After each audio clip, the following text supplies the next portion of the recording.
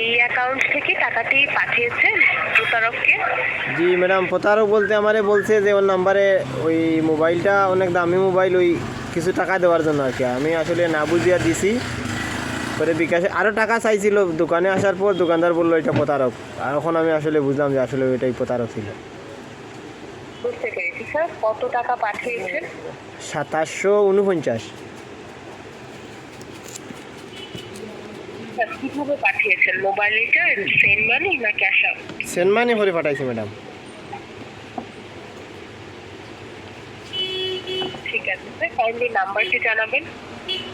01340 01340 484201 484201।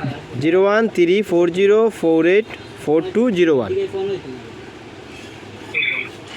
Sir আপনি কি একবারই টাকা পাঠিয়েছেন নাকি এর আগেও পাঠিয়েছেন কখনো? এর আগে ম্যাডাম 250 টাকা পাঠাইছি, আর পরে 2749 টাকা পাঠাইছি। ঠিক আছে স্যার, সময় চেয়ে নিচ্ছি, অনুগ্রহ করে সময় দিয়ে সাথে থাকবেন। জি ম্যাডাম।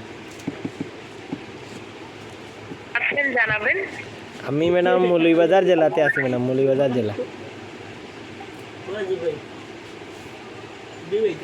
মৌলভীবাজার।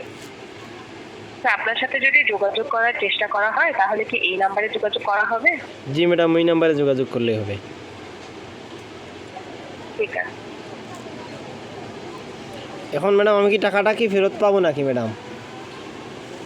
স্যার, এই ব্যাপারে আমি একটি অভিযোগ গ্রহণ করছি, অনুগ্রহ করে অপেক্ষা করবেন,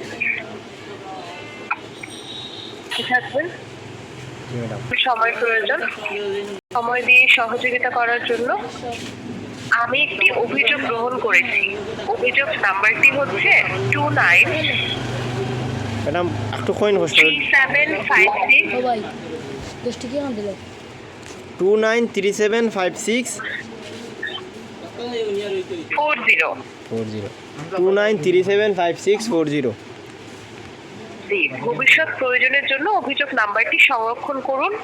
যথাযথ অনুসন্ধান করে আগামী 6 কার্যদিবসের মধ্যে আপনার মোবাইল নাম্বারে বিকাশ নোটিশ থেকে পাঠানো মেসেজের মাধ্যমে পরবর্তী পদক্ষেপ সম্পর্কে জানিয়ে দেওয়া হবে। আচ্ছা ঠিক আছে ম্যাডাম, ধন্যবাদ ম্যাডাম। কিছুক্ষণ সময় বিকাশে কল করার জন্য। ওকে, আসসালামু আলাইকুম। এখন কও যাই চাচা, তুমি এই মানুষটারে পাইলা কি? মানে তুমি তারে পাইলা এখন? আমি ও মোবাইলও আর কি মানে মেসেজ দিছে তোমারে? মেসেজ না বাক্কা ভিডিও দেখছি। ভিডিও ফেসবুকও পেজও ওই তো আছে তো এটা পেজ দেখাবার, আমরা পেজ দেখিব।